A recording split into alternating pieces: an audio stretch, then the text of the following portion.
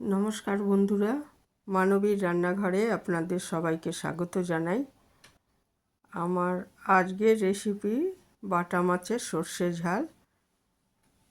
বাটা মাছ আমাদের দুরকমভাবে রান্না হয়, একটা পেঁয়াজ দিয়ে আর একটা পেঁয়াজ ছাড়া সর্ষে দিয়ে। তো সর্ষে দিয়ে যেটা করা হয় সেইটাই আজকে শেয়ার করেছি। খুবই সহজ রেসিপি, আমরা সবাই হয়তো করি বাড়িতে, তবু এটা শেয়ার করলাম আপনাদের সাথে। এইখানে আমি কিছু বাটা মাছ বাজার থেকে কেটে দিয়েছিল, এটা ধুয়ে ভালো করে নুন হলুদ মাখিয়ে রেখেছি। আর আমি কালো সর্ষে নিয়েছি এখানে 4 চামচ মতো, 5টা কাঁচা লঙ্কা নিয়েছি। আপনারা ইচ্ছে করলে সাদা আর কালো সর্ষে মিশিয়ে নিতে পারেন। এটা খুব মিহি করে পেস্ট করে নিয়েছি, শিলে বেটে নিয়েছি।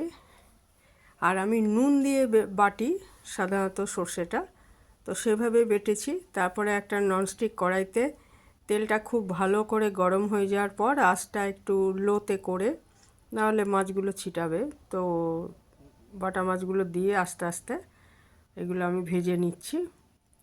2 পিঠ মোটামুটি ভালো করে ভেজে নিচ্ছি আর কি। এক প্রস্থ ভাজা হয়ে গেছে, আবার আরেক প্রস্থ দিয়েছি। এইভাবে সব মাছগুলোই ভেজে নিলাম। আর সর্ষেটা তো ইতিমধ্যে আমি বেটে নিয়েছি নুন আর কাঁচা লঙ্কা দিয়ে, নিয়ে জলে পেস্ট করে রেখেছি।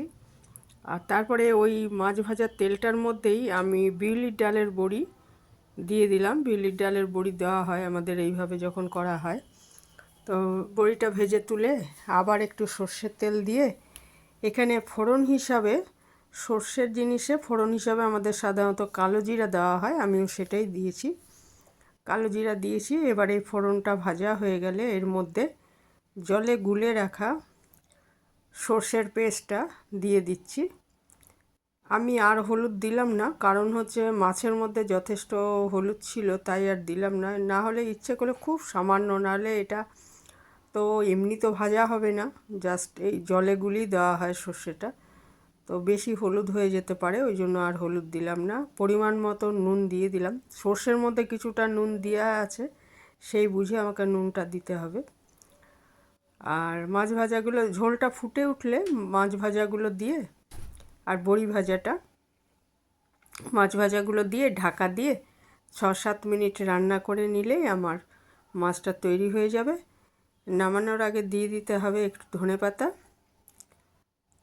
ধনেপাতা দিলে স্বাদ গন্ধ দুটোই একটু ভালো হয় আর কি।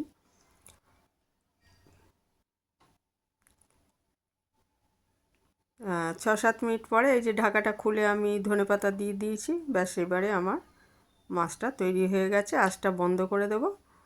এটা পরিবেশনের জন্য একদম রেডি। একটু মাখা মাখাই করেছি, ঝোল বেশি রাখিনি। তো আপনারা ইচ্ছে করলে আরেকটু ঝোল রাখতে পারেন। আজ এখানেই শেষ করলাম। ভালো থাকবেন সবাই।